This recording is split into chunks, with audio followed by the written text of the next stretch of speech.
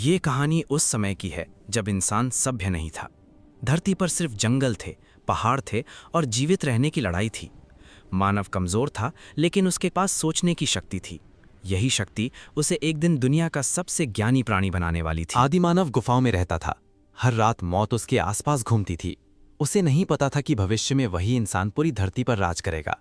रात होते ही जंगल डर में बदल जाता था। हर आवाज मौत का संकेत लगती थी। मानव हर दिन सिर्फ एक चीज चाहता था, जीवित रहना।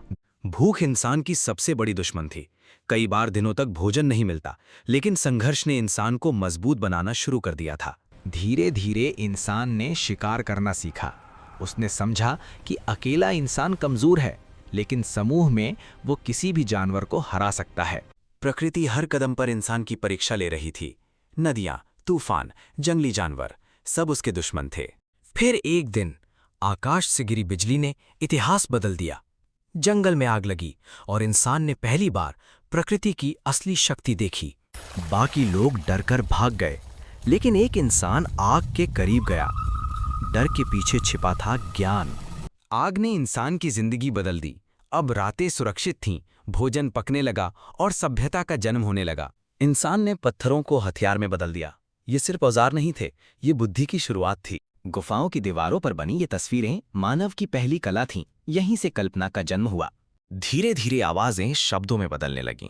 भाषा ने इंसान को जानवरों से अलग बना दिया। अब ज्ञान एक पीढ़ी से दूसरी पीढ़ी तक जाने लगा। यही इंसान की सबसे बड़ी ताकत थी। एक छोटे से बीज ने पूरी दुनिया बदल दी। इंसान ने खेती करना सीख लिया। अब इंसान को हर दिन शिकार नहीं करना पड़ता था। गांव बसने लगे और समाज बनने लगा। ये मानव इतिहास का नया अध्याय था। अब इंसान भटकता नहीं था, वो बसने लगा था। कुछ जानवर इंसान के साथ ही बन गए और इंसान ने प्रकृति को अपने साथ जोड़ना शुरू कर दिया। मिट्टी अब सिर्फ जमीन नहीं थी, वो इंसान के हाथों में कला बन चुकी थी। पहिए के जन्म ने इतिहास की दिशा बदल दी। अब इंसान दूर तक जा सकता था। व्यापार शुरू हुआ। एक गांव दूसरे गांव से जुड़ने लगा। महान सभ्यताएं जन्म लेने लगी। इंसान अब सिर्फ जीवित नहीं था, वो विकसित हो चुका था।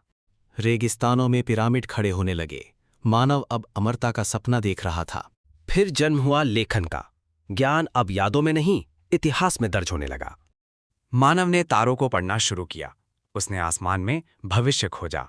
महान विद्वानों ने ब्रह्मांड के रहस्यों को समझना शुरू किया। ज्ञान सिर्फ विज्ञान नहीं, आत्मा की शांति भी था। दुनिया सवाल पूछना सीख रहेगी। फिर भी इंसान ज्ञान को बचाता रहा। किताबें मानवता की याद बन गईं। पुनर्जागरण ने दुनिया बदल दी। इंसान ने फिर से ज्ञान की रोशनी खोज ली।